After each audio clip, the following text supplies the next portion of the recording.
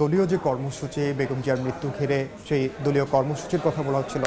আপনি জানেন যে বিএনপির ভারপ্রাপ্ত চেয়ারম্যান তারেক রহমান দেশে আসার পর থেকে তার মাকে দেখার জন্য বারবার ছুটে গেছেন হাসপাতালে, এবং তার বক্তব্য আমরা এখন পর্যন্ত মৃত্যুর পর গণমাধ্যমে পাইনি। তবে কিছুক্ষণ আগেই তারেক রহমান বেগম খালেদা জিয়ার বড় ছেলে স্ট্যাটাস দিয়েছেন। আমি যদি তার স্ট্যাটাসটা পড়ি, তিনি যেটি বলেছেন যে আমার মা বিএনপি চেয়ারপারসন বেগম খালেদা জিয়া সর্বশক্তিমান আল্লাহর ডাকে সাড়া দিয়ে আজ আমাদের ছেড়ে চলে গেছেন। ইন্না লিল্লাহি ওয়া ইন্না ইলাইহি রাজিউন।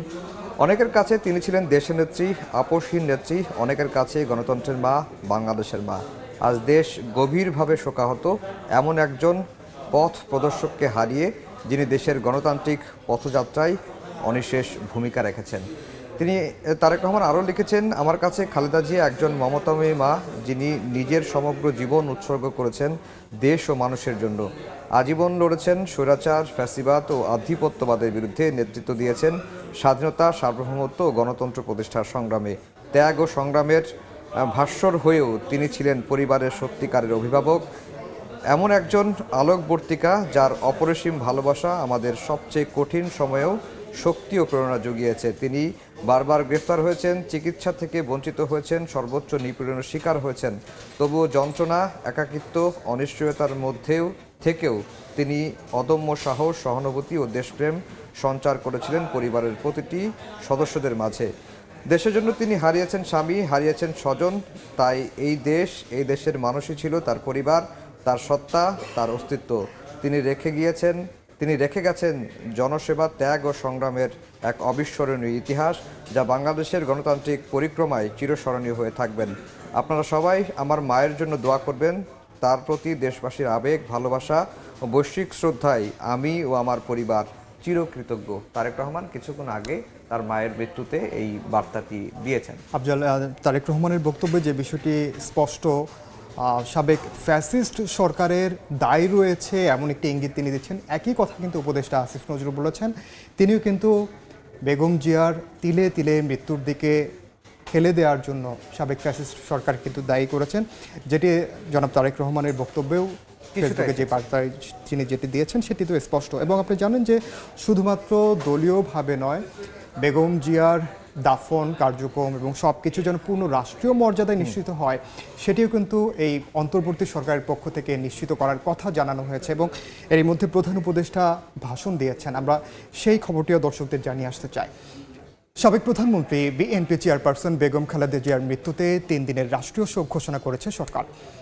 জানাজার জন্য কাল সাধারণ ছুটি ঘোষণা করা হয়েছে।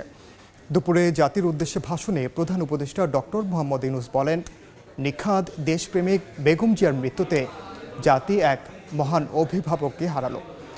তার শূন্যতা কখনো পূরণ হওয়ার নয়। জনগণের অধিকার প্রতিষ্ঠায় তার অবদান আজীবন শ্রদ্ধা ভরে স্মরণ করবে জাতি। তার মৃত্যুতে জাতি এক মহান অভিভাবককে হারিয়েছে। এই গভীর শোকের মুহূর্তে আমি তার পরিবারের সদস্যবৃন্দ, রাজনৈতিক সহকর্মী এবং অগণিত কর্মী সমর্থকদের প্রতি সমগ্র জাতির পক্ষ থেকে আন্তরিক সমবেদনা জানাচ্ছি। বেগম খালেদা জিয়া ছিলেন বাংলাদেশের রাজনীতিতে এক পরম মহিমান্বিত ব্যক্তিত্ব। গণতন্ত্র, বহুদলীয় রাজনৈতিক সংস্কৃতি এবং জনগণের অধিকার প্রতিষ্ঠার সংগ্রামে তার অসামান্য ভূমিকা ইতিহাসে অম্লান হয়ে থাকবে। স্বৈরাচার ও ফেসিবাদের বিরুদ্ধে তার আপোষহীন নেতৃত্ব বারবার জাতিকে গণতন্ত্রহীন পরিস্থিতি থেকে উত্তরণের পথ দেখিয়েছে এবং মুক্তির প্রেরণা জুগিয়েছে। দেশ ও জাতির প্রতি তার সমুজ্জ্বল অবদান জাতি চিরকাল শ্রদ্ধার সাথে স্মরণ করবে। তার দীর্ঘ রাজনৈতিক যাত্রা, গণমুখী নেতৃত্ব এবং প্রিয় মাতৃভূমির স্বাধীনতা ও সার্বভৌমত্বকে সমুন্নত রাখতে তার অবিচল ভূমিকা অবিস্মরণীয় হয়ে থাকবে। এমন একজন মহান দূরদর্শী ও নিখাদ দেশপ্রেমিক নেত্রীর শূন্যতা পূরণ হবার নয়। প্রিয় দেশবাসী, সাবেক প্রধানমন্ত্রী বেগম খালেদা জিয়ার মৃত্যুতে আমি 3 দিনের রাষ্ট্রীয় শোক এবং আগামীকাল তার নামাজে জানাজার দিনে 1 দিনের সাধারণ ছুটি ঘোষণা করছি।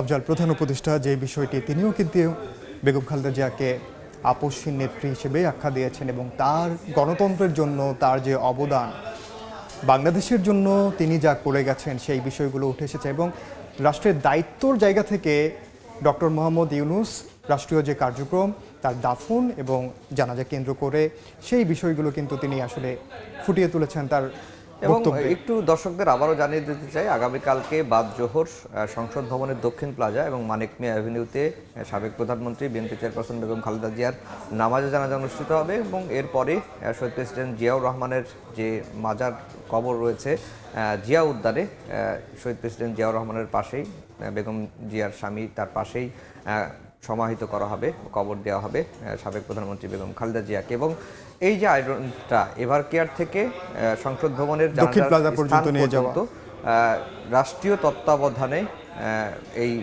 বিষয়টি পূর্ণ রাষ্ট্রীয় মর্যাদা যেন মর্যাদায় করা হবে। নিশ্চিত করা হয় সেই আর বিষয়টি জানানো যেটি হয়েছে। বললাম যে বিএনপি 7 দিনের শোক কর্মসূচি ঘোষণা করেছে। কিছুক্ষণ আগে বিএনপির স্থায়ী কমিটির বৈঠক অনুষ্ঠিত হয়েছে। আমরা স্থায়ী কমিটির ভেতরের যে ছবিগুলো আমরা দেখেছি, যে এই স্থায়ী কমিটির বৈঠকে সভাপতিত্ব করেছেন বিএনপির ভারপ্রাপ্ত চেয়ারম্যান তারেক রহমান এবং স্থায়ী কমিটির বৈঠকটাতে একেবারে শোকাবহ পরিবেশ ছিল।